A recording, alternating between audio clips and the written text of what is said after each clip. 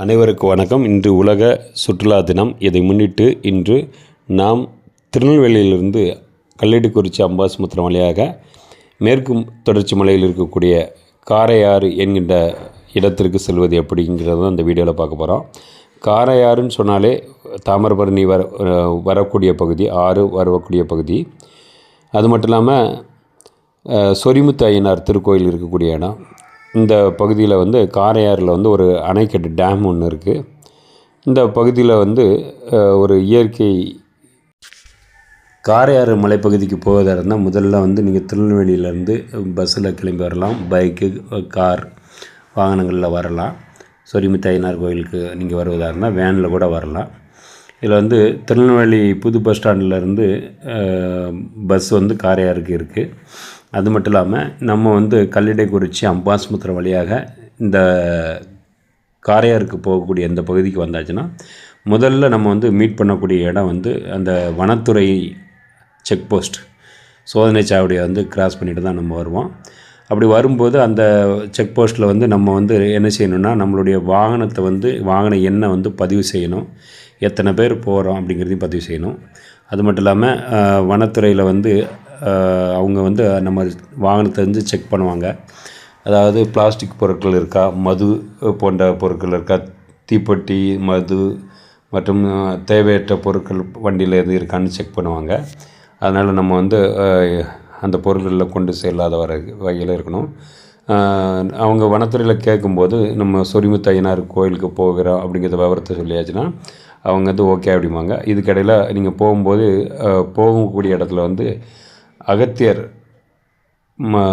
Falls இருக்குது. அந்த அகத்தியர் ஃபால்ஸில் நீங்கள் குளிக்க விரும்புகிறதா இருந்தால் குளிக்க விரும்புகிறோம் அப்படின்னு சொல்லணும். இப்போ நம்ம செக் போஸ்ட்டுக்கு வந்துவிட்டோம். இப்போ செக் போஸ்ட்டை தாண்டி உள்ளுக்குள்ளே போகிறோம். இப்போ செக் போஸ்ட்டில் எல்லாமே பதிவு செஞ்சுட்டு அவங்க தரக்கூடிய பாஸை வாங்கி வச்சுட்டு போயிட்டுருக்கோம். எத்தனை பேருங்கிறத விவரத்தை சொல்லிட்டோம். அந்த செக் போஸ்ட்டுக்கு போகும்போது அந்த பாஸ் நம்ம பையில் நம்ம வச்சுருக்கணும், கையில் வச்சுக்கிட்டோம். ஏன்னா ரிட்டன் வரும்போது நீங்கள் எத்தனை மணிக்கு வாரீங்க அப்படிங்கிறத அவங்க நோட் பண்ணுவாங்க. அது மட்டும் இல்லாமல் அந்த பாஸை வச்சு தான் எத்தனை வாகனங்கள் இந்த மலை பகுதியில் போயிருக்கு, அதாவது மேலே போயிருக்கு, கீழே எந்தெந்த வாகனங்கள்லாம் வந்திருக்குங்கன்னு சொல்லி அந்த பாஸை வச்சு தான் அவங்க கவுண்ட் பண்ணுவாங்க. பாஸ் பத்திரமாக வச்சுருக்கணும். இப்போ நம்ம போகும்போது மலையினுடைய 2 பகுதிகளிலுமே நல்ல பசுமையான பகுதி, நல்ல மரங்கள், உயர்ந்த மரங்கள்லாம் நல்லா இருக்குது. இதில் பார்த்தாச்சுன்னா வாகனங்கள் எதற்கு வருகிறதாங்கிறத கவனமாக வண்டி பார்த்து ஓட்டணும். அப்பப்போ ஹாரன் அடிச்சுக்கோங்க. அது மட்டும் இல்லாமல் அந்த மலையிலேருந்து பார்க்கும்போது கீழே இருக்கக்கூடிய கோயில்கள்லாம் நல்லா தெரியும். அது மட்டும் இல்லாமல் இந்த மலையில் தான் அகத்திய மாமுனிகள் அவரும் அவருடைய சீடர்கள் எல்லாருமே இந்த பகுதியில் தவம் செய்த பகுதி. அகத்தியர் தவம் செய்த பகுதியினால் இந்த இடத்துல அவர் நடமாடின இடங்கள் அதிகமாக இருக்கிறதுனால இங்கே அவருக்குன்னு சொல்லி கோயில்கள் இந்த மேற்கு தொடர்ச்சி மலையில் பல்வேறு இடங்களில் பார்க்கலாம். அதாவது 5 திணைகள்னு சொல்லக்கூடிய குறிஞ்சி, முல்லை, மருதம், நெய்தல், பாலை, இந்த 5 இடங்களில் நீங்கள் எங்கே பார்த்தாலும் அகத்தியருடைய கால் தடம் பதித்த இடங்களில் அவரை வழிபடக்கூடிய அந்த வழிபாட்டு இடங்கள் இருக்கும். இப்போ அந்த வகையில் நம்ம ஃபஸ்ட்டு போகக்கூடியது அகத்தியர் ஃபால்ஸு. அந்த அகத்தியர் ஃபால்ஸுக்கு முன்னாடி நம்ம பார்க்கக்கூடியது ஒரு நீர்மின் சக்தி திட்டம். இது தாமிரபரணி ஆற்றிலிருந்து நீர்மின் சக்தி எடுக்கக்கூடிய இடம். இதில் நம்ம கண்டிப்பாக இந்த பகுதி சிறுவர்களுக்கு சொல்லிக் கொடுக்கணும். ஏன்னா என்னென்ன டைப்ஸ் ஆஃப் பவர் ஜென்ரேஷன் அப்படின்னு சொல்லும்போது தெர்மல் பவர், ஹைடல் பவர் அப்படின்னு சொல்லுவாங்க, விண்டு பவர் அப்படின்னு சொல்லக்கூடிய ஆட்டம், நியூக்ளியர் பவர் அப்படின்னு சொல்லி நம்ம நிறைய இருக்குது. அந்த வகையில் பார்க்கும்போது இந்த ஹைடல் பவர் ஸ்டேஷனை சின்ன பசங்களுக்கு நம்ம சொல்லி காட்டலாம். உள்ளுக்குள்ளே போன உடனே நம்மளை வரவேற்கிறது யாருன்னா நம்மளுடைய முன்னோர்கள் தான் அப்படின்னு சொல்லக்கூடியது. அதாவது யாருன்னா அந்த குரங்குகள் அதிகமாக இருக்கும். இந்த இடத்துல நீங்கள் ஒரு விஷயத்தை கவனமாக இருக்கணும். நீங்கள் வாகனத்தில் போகும்போது எந்த ஒரு வாகனமாக இருக்கணும், அது பைக்காக இருந்தால் கூட உங்கள் வாகனத்தை குரங்குகிட்ட இருந்து பாதுகாக்கிறது ரொம்ப கஷ்டம். அதனால் ரொம்ப கேர்ஃபுல்லாக வச்சுக்கிடணும். இப்போ நம்ம போன உடனே அகத்தியர் மலைக்கு போயிட்டால் அதில் இங்கே இருக்கக்கூடிய ஸ்ரீ சுப்பிரமணிய சுவாமி திருக்கோயிலில் அகத்தியருக்கு ஒரு சன்னதி இருக்குது. அந்த சன்னதிக்கு மகாமண்டபத்தில் இருக்குது. அந்த மகாமண்டபத்தை ஆதீனங்கள் கட்டி கொடுத்துருக்காங்க. இப்போ அகத்தியர் மலைக்குள்ளே நம்ம போகிறோம், அகத்தியர் ஃபால்ஸுக்குள்ளே போகிறோம். நுழைவாயில் வனத்துறை மூலமாக ஒரு என்ட்ரன்ஸ் காட்டியிருக்காங்க. அது மட்டும் இல்லாமல் இது வந்து முண்டந்துறை களக்காடு புலிகள் காப்பகத்துக்கூட சேர்ந்தது. இந்த பகுதியில் வந்து புலிகளுடைய நடமாட்டம் அதிகமாக இருக்கிறதுனால ஆங்காங்கே வனத்துறை வந்து ஒரு போர்டு வச்சுருப்பாங்க. இப்போ நான் கொஞ்சம் நேரத்துக்கு முன்னாடி சொன்னால் குரங்குகள் வந்து உங்கள் வாகனத்தில் இருக்கக்கூடிய அனைத்து பொருளையும் அது எடுக்கும். அதனால் வாகனத்தை டோர் பண்ணி லாக் பண்ணி வச்சுக்கிடணும், கண்ணாடியில் லாக் பண்ணி வைக்கணும். பாருங்கள், ஒரு பைக்கு இருக்கக்கூடிய அந்த குரங்குக்கு எவ்வளோ அறிவு இருக்குன்னு பாருங்கள். ஒரு பைக்கில் எத்தனை ஜிப்பு இருக்குது அப்படிங்கிறது அது யாருக்குன்னு தெரிஞ்சிருக்கு. எல்லா ஜிப்பையும் அது ஓப்பன் பண்ணி அந்த பைக்குள்ளே என்னெல்லாம் இருக்குதுன்னு செக் பண்ணி தின்பண்டங்கள் எதுவும் இருக்கான்னு பார்க்கும். அதனால் நீங்கள் என்ன செய்யணும்னா உங்களுடைய சாப்பாடு பொட்டலங்கள் எதுவும் வைத்திருந்தால் அதை வந்து ரொம்ப கேர்ஃபுல்லாக வச்சுருக்கணும். வண்டிக்குள்ளே வச்சுக்கோங்க. இந்த மாதிரி கைவசம் நீங்கள் ஒரு சின்ன பொடி கல்லெலாம் அந்த பகுதி மக்கள் வச்சுருக்காங்க. ஒரு மாணவனை வந்து பார்த்திங்கன்னா அவனுடைய தலையில் ஒரு குரங்கு ஏறி இப்போ போகிறத நீங்கள் பார்த்துருப்பீங்க. அதனால் குரங்குகள்கிட்ட ரொம்ப விளையாடக்கூடாது. குரங்குகள் வந்து அது இஷ்டம் போல் இருக்கக்கூடிய விஷயத்த அவங்கள கண்டுக்கிடாமல் நீங்கள் போய்ட்டுருக்கணும். பட் கேர்ஃபுல்லாக இருக்கணும். கையில் வந்து எந்த வித தின்பண்டமும் நீங்கள் வச்சிடக்கூடாது. அப்படி வச்சுருந்தால் உங்களை ஒரு படையை வந்து வானர படைகள் வந்து என்ன செஞ்சுருப்பாங்கன்னா உங்களுக்கு பார்சல் வந்து பிடிங்கிட்டு ஓடிடுவாங்க. கையை கூட கடிச்சு வச்சிடும் அல்லது பரண்டி வச்சிடும். அதனால் நீங்கள் என்ன செய்யணும்னா ரொம்ப கேர்ஃபுல்லாக இருக்கணும். உள்ளுக்குள்ளே போகிறோம், அகத்தியர் ஃபால்ஸுக்குள்ளே போகிறோம். அந்த அகத்தியர் ஃபால்ஸுக்குள்ளே போகும்போது அதனுடைய நடைபாதை வந்து வனத்துறை மூலமாக ஏற்படுத்தப்பட்டிருக்குது. அந்த இடத்துல வந்து நம்ம நடந்து போகும்போது போன உடனே அந்த அகத்தியர் அருவி வந்து வரக்கூடிய அந்த தண்ணி வந்து ஃபால்ஸ் வந்து உள்ளக்கூடியதை வந்து நீங்கள் பார்க்கலாம். அதை வந்து பார்த்துட்டு நீங்கள் போகும்போது அந்த இடத்துல வந்து தடாகம் வந்து இருக்கும். அந்த தடாகத்தில் வந்து மீன்கள் நிறைய இருக்கும். சில பேர் அந்த மீன்களுக்கு கூட இறை போடுறாங்க. ஆனால் வனத்துறை வந்து மீன்களுக்கு இறை போடக்கூடாதுன்னு சொல்லியிருக்காங்க. ஆனால் அது இயற்கையாகவே இருக்கட்டும்னு சொல்லி, அதாவது வனத்துறையில் இருக்கக்கூடிய குரங்களாக இருக்கட்டும், மீன்களாக இருக்கட்டும், அது வந்து அதை வந்து நம்ம இந்த மாதிரி உணவு கொடுத்து அதன் இயற்கையோடு ஒன்றி வாழக்கூடிய அது இறை தேடக்கூடிய பழக்கத்தை நம்ம கெடுத்துடக்கூடாது அப்படி சொல்லியிருக்காங்க. சில வன விலங்குகள் சில குரங்குகளுக்கு உணவே இல்லாமல் ரொம்ப டல்லாக இருந்த மாதிரி இருந்தது. இருந்தாலும் நம்ம அங்கே இருக்கக்கூடிய லட்சக்கணக்கான குரங்குகளுக்கு வந்து நம்மளால் உணவுகள் போட முடியாது. அப்படிங்கிறதுனால அதை அவங்கள பார்த்துட்டு வனத்துறையில் நிறைய அதாவது நல்ல பச்சை பசேல் மரங்கள் இருக்குன்னா மரங்களில் இருக்கக்கூடிய இந்த தளிர் விடக்கூடிய இளந்தளிர்களை வந்து இலைகளை பறித்து அதை சாப்பிடுது. அதனால் அதை வந்து பார்த்துட்டு போகலாம். வனத்துறை அங்கங்கே வச்சுருக்கிறது போர்டை வந்து கண்டிப்பாக நம்ம வாட்ச் பண்ணணும். ஏன்னா அவங்க வந்து வனத்தை பாதுகாக்கிறது மட்டும் இல்லாமல் நம்மளை பாதுகாக்கிறதுக்காக நம்மளுக்கு கேர்ஃபுல்லாக இருக்கணுங்கிறதுக்காக நிறைய அறிவிப்புகள் வந்து அதில் கொடுத்துட்டு போய் இருக்காங்க. அதனால் நம்ம என்ன பண்ணணும்னா அதை கண்டிப்பாக நம்ம இது பண்ணியிருக்கணும், ஃபாலோ பண்ணிக்கிடணும். போன உடனே அகத்தியர் அருவி. இந்த அகத்தியர் அருவி வந்து ஃபால்ஸ் வந்து எப்படி தண்ணி உழுதுன்னு பாருங்கள். இதில் வந்து ஒரு சவுரை வந்து குறுக்க கட்டியிருப்பாங்க. சுவரை கட்டியிருந்து லேடிஸ் தனியாகவும் ஜென்ட்ஸ் தனியாகவும் அதில் வந்து குளிக்கிறதுக்கு வந்து அவங்க வந்து ஆப்ஷன்ஸ் வச்சுருக்காங்க. ஸோ அந்த இடத்துல வந்து நம்ம என்ன செய்யலாம்னா கொடுக்கலாம். அதில் கொஞ்ச நேரம் கழித்து பார்த்தாச்சுன்னா அங்கே இருக்கக்கூடிய பசுமையான மரங்களுக்கு இடையே சில பாறைகள் வந்து இருக்கும். அந்த பாறைகள் வந்து அங்கங்கே குரங்குகள் வந்து இருக்கும், மயில்கள் இருக்கும். அதனால் மயில்கள் குரங்குகள் இவங்களுக்கெல்லாம் டிஸ்டர்ப் பண்ணாத லெவலில் நம்ம என்ன செய்யணும், இந்த மலைப்பகுதியில் வந்துட்டு போகணும். குறிப்பாக பாலித்தீன் பைகள் வந்து கொண்டு போகக்கூடாது. இப்போ சொரிமுத்து அந்த அகத்தியர் ஃபால்ஸில் குளித்து முடித்த பிறகு நம்ம என்ன செய்கிறோன்னா சொரிமுத்து ஐயனார் திருக்கோயிலுக்கு வரோம். சொரிமுத்து ஐயனார் கோயிலுக்கு வரும்போது நீங்கள் பார்த்தீங்கன்னா தெரியும், மயில்களுடைய நடமாட்டம் அதிகமாக இருக்கும். மயில்களுடைய அந்த மயில்களுக்கு எந்த வித டிஸ்டர்பும் ஏற்படாதோன்னா நம்ம என்ன செய்யலாம், அந்த கோயிலுக்கு வந்து சாமிகளை கும்பிட்டு போயிட்டே இருக்கலாம். அது மட்டும் இல்லாமல் அங்கே வந்து நிறைய புளிய மரங்கள் வந்து இருக்குது. இது வந்து புளிய மரங்கள் வந்து நம்ம கிராமங்களில் பார்த்தீங்கன்னா புளிய மரங்கள் வந்து அந்தந்த பஞ்சாயத்துக்கு வருமானத்தை கொடுக்கக்கூடிய ஒரு இது. ஆனால் இங்கே வந்து புளிய மரங்கள் வந்து இயற்கையாகவே இருக்கிறதுனால அந்த புளிய மரங்கள் எல்லாமே பூத்து குலுங்குகின்றன. இந்த இடங்களில் இருக்கக்கூடிய அந்த புளிய மரத்தில் இருக்கக்கூடிய புளியம் பூக்களில் வந்து அங்கே இருக்கக்கூடிய குரங்குகள் அனைத்தும் பூக்களை வந்து பறித்து சாப்பிட்டுட்ருக்கோம். இந்த பகுதியில் வந்து நான் ஏற்கனவே சொன்ன மாதிரி மயில்கள் அதிகமாக இருக்கிறதுனால மயில்களுக்கு எந்த வித டிஸ்டர்பும் நம்ம பண்ணக்கூடாது.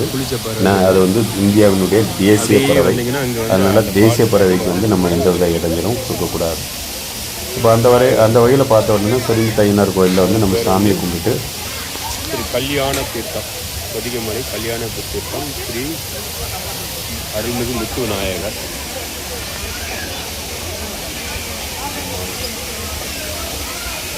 த்துக்குல இருக்கக்கூடிய அந்த அருவியில் இருக்கக்கூடிய தடாகத்தில் இருக்கிற மீன் மீனை பாருங்கள், எல்லாம் பரும்பரு மீனாக இருக்குது. மீனுக்கு உணவளித்தால் ரொம்ப நல்லதுமாங்க. ஆனால் இன்றைக்கி உணவு எதுவும் கொண்டு வரல.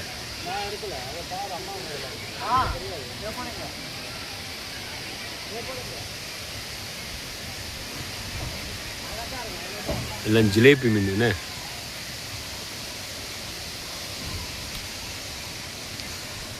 அதாவது அகத்தியர் அருவியில் இருந்து வரக்கூடிய தண்ணீர் நிற்கக்கூடிய இடத்துல மீன்கள்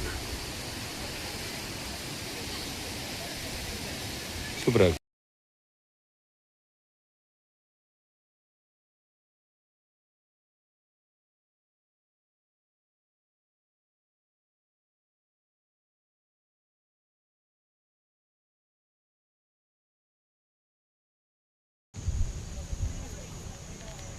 இங்கே பாரு. ஹலோ.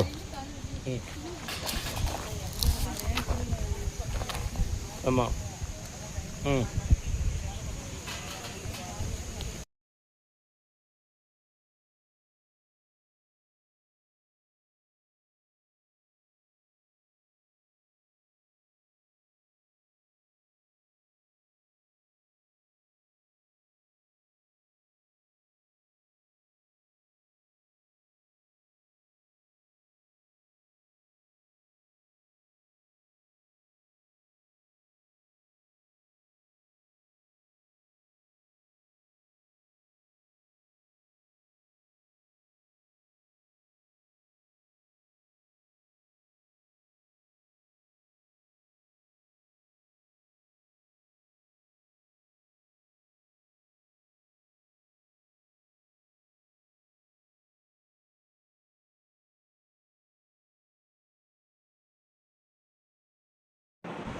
இப்போ நம்ம பார்த்துட்ருக்கிறது வந்து காரையாறுலேருந்து காரையாறு டேமுக்கு செல்லக்கூடிய பகுதி.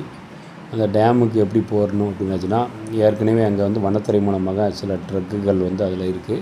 அதில் வந்து ஒரு ஆளுக்கு வந்து ட்ரக்குக்கு வந்து வாடகை கொடுக்கணும். அது போக ஒரு ஆளுக்கு வந்து 500 ரூபா அப்படின்னு சொல்லி தலைக்கு கொடுத்தாச்சுன்னா அந்த இடங்களுக்கு அவங்க கூட்டி செல்வாங்க. பட்டு அவங்க வந்து ஒரு சில இடங்களுக்கு தான், முக்கியமான இடங்களை வந்து அவங்க சுற்றி காட்டுவாங்க.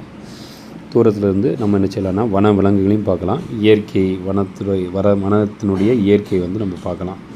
இப்போ இந்த வனப்பகுதியில் செல்லும்போது 2 பகுதியிலையுமே வனப்பேச்சி அம்மன், இசைக்கு அம்மன் போன்ற இந்த சிறு தெய்வ வழிபாடுகள்லாம் இந்த இடத்துல நிறைய இருக்கும். நிறைய கோயில்கள் வந்து பார்க்கலாம். ஆக்சுவலாக பார்த்தாச்சுன்னா நம்ம 5 நிலங்களில் சொல்லப்பட்டிருக்கக்கூடிய அனைத்து வகை கடவுள்களுக்கும் இந்த பகுதியில் வந்து வழிபாடுகள் வந்து இருக்கிறது. இதில் நம்ம போயிட்டு இருக்கும்போது காணி குடியிருப்பு அப்படிங்கிற ஒரு இடம் இருக்குது. அது வந்து ஒரு சின்ன கிராமம், மலைவாழ் மக்கள் அந்த பகுதி. இந்த சொரிமுத்தையனார் கோயிலில் பட்டவராயன் சாமிக்கு வந்து செருப்பு வந்து காணிக்கமாக வைப்பாங்க. ஏன்னா அவர் வந்து ஒரு செருப்பு தைப்பவருடைய குழந்தைகளை வந்து திருமணம் செய்ததால் வந்து அவருக்கு வந்து அந்த செருப்பு வந்து காணிக்கையாக வைக்கப்படுகிறது. அந்த செருப்புலேயுமே நிறைய பேர் இன்றைக்கி ரீசெண்டாக பிளாஸ்டிக் ரப்பர் செருப்புலாம் வைக்காங்க. பட்டு வந்து அதில் அந்த கோயிலில் இருக்கக்கூடிய பாண்டியன் என்ன சொல்கிறாருன்னா, அந்த மாதிரி செருப்பு வைக்கக்கூடாது, மரப்பலகையில் ஆணி வச்சுருக்கோம் அந்த மாதிரி செருப்புகளோ இல்லைன்னா லெதர் செருப்புகளை வாங்கி வைக்கணும். இந்த மாதிரி ரப்பர் செருப்புகள் வந்து வாங்கி வைக்கக்கூடாதுன்னு சொல்லியிருக்காங்க. அந்த கோயிலுக்குள்ளேயே பார்த்திங்கன்னா ஒவ்வொருத்தருடைய குலதெய்வங்களை வேண்டி, சொரிமுத்தையனாரை வேண்டி யானை, குதிரை, நாகர்கள், விநாயகர் போன்ற சிலைகள் வந்து காணிக்கையாக வச்சுருக்காங்க. இதில் வந்து நூற்றுக்கணக்கான சிலைகள் வந்து இந்த பகுதியில் வந்து இருக்குது. இப்போ அதை தாண்டி வந்து அந்த நம்ம சொரிமுத்தையனார் கோயிலை வழிபட்டுட்டு அடுத்தாப்புல அந்த காணி குடியிருப்பு அப்படிங்கிறத பகுதிக்கும், அடுத்ததாக பார்த்திங்கன்னா அந்த டேம், காரையாறு டேம் இருக்கக்கூடிய பகுதிக்கும் போயிட்டுருக்கோம். இதில் வந்து நான் ஏற்கனவே சொன்ன மாதிரி இந்த பகுதியில் போகும்போதே அந்த ஒவ்வொரு 2 பகுதியிலையுமே பார்த்தாச்சுன்னா நிறைய சின்ன சின்ன கோயில்கள் வந்து இருக்குது. ஆனால் இந்த இடங்களில் வந்து நம்ம வந்து பொதுமக்கள் மதியம் வந்து 4 மணிக்கு மேலே வந்து இந்த பகுதியில் வந்து நம்ம இருக்க முடியாது. அதனால் இதில் என்ன செய்கிறாங்கன்னா, இந்த பகுதியில் வந்து 4 மணிக்கே எல்லாரையுமே கீழே வண்டிகள் வாகனங்கள் இறங்கணும்னு சொல்கிறாங்க. பட் 4 மணிக்கு மேலே இரவு பகுதியில் இந்த பகுதியில் வந்து கரடி, மான், காட்டு விலங்குகள் அப்படி சொல்லக்கூடிய பல்வேறு விலங்குகள் வந்து இந்த பகுதியில் வர்றதை வந்து சொல்லியிருக்காங்க. இந்த பகுதியில் இருப்பவங்களுக்கு ஒவ்வொருத்தரும் ஒவ்வொரு முறையில் வந்து வழிபாடு நடத்துகிறாங்க. இங்கே ஒருவர் வந்து சிரசாசனம் பண்ணி என்ன செய்கிறாருன்னா வழிபடுறாரு. சிரசாசனம் பண்ணுறது எப்படி அப்படின்னு சொல்லி காட்டினார். பட் மலைப்பகுதியில் வந்து இந்த மாதிரி விஷயங்களை பண்ணுறது வந்து உடலுக்கு ஆபத்தை ஏற்படுத்தும். அதனால் அதை வேண்டாம் அப்படின்னு சொல்லி அவர்கிட்ட எடுத்து சொன்னோம். அதைத் தொடர்ந்து மேலே இருக்கக்கூடிய காரையாறு அணைக்கட்டு அந்த பகுதிக்கு போனோம். இன்றைக்கி கொஞ்சம் தண்ணி இருக்குது. அது மட்டும் இல்லாமல் இந்த பகுதியில் வந்து தமிழ்நாடு வனத்துறை வந்து முன்னாடி வந்து இந்த பகுதியில் வந்து படகு தமிழக சுற்றுலாத்துறை மூலமாகவும் வனத்துறை மூலமாகவும் பொதுப்பணித்துறை மூலமாகவும் போட்டிங் வந்து வச்சுருந்தாங்க. இப்போ இல்லை. இப்போது நம்ம கீழே இருக்கக்கூடிய அந்த அகத்தியர் மலையில் இருக்கக்கூடிய அகத்தியர் கோயிலில் இருக்கக்கூடிய அந்த அகத்தியர் சிலையை தான் பார்த்துருக்கோம். அடுத்தாப்புல எல்லாம் முடிச்சுட்டு திரும்பியும் ரிட்டர்ன் ஆகி என்ன செய்கிறேன்னா கீழே இறங்கி வரோம். கீழே இறங்கி வரும்போது 4 மணிக்கு நம்ம செக் போஸ்ட்டை கீழே இறங்க ஆரம்பித்தாச்சுன்னா ஒரு 5 மணி 4:30 ஒரு அரை மணி நேரத்துக்குள்ளே நம்ம கீழே இருக்கக்கூடிய செக் போஸ்ட்டை வந்து வந்தடைவோம். அந்த செக் போஸ்ட்டில் வந்த உடனே நம்ம காலையில் நம்மளுக்கு கொடுத்துருந்த அந்த பாஸை வந்து அவங்க கேட்பாங்க. அந்த பாஸை வந்து கொடுத்துட்டு நம்ம என்ன செய்யலாம்னா இந்த இடத்த கிராஸ் பண்ணலாம். கிராஸ் பண்ணும்போது